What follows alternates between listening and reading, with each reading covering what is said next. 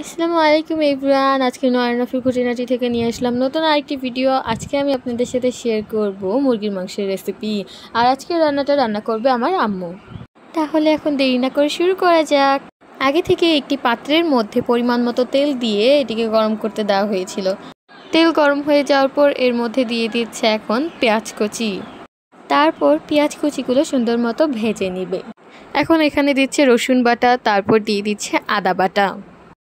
তারপর এগুলোকে সুন্দর মতো কষিয়ে নেবে।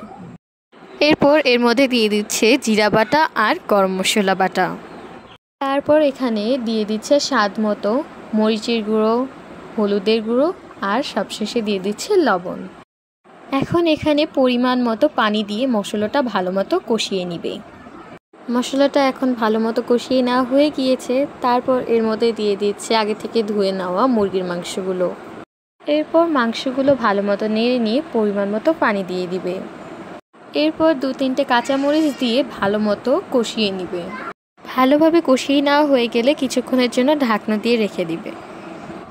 এখন ঢাকনা খোলার পালা। আপনারা দেখতেই পাচ্ছেন আমাদের মুরগির মাংসের রেসিপি এখন রেডি হয়ে গিয়েছে।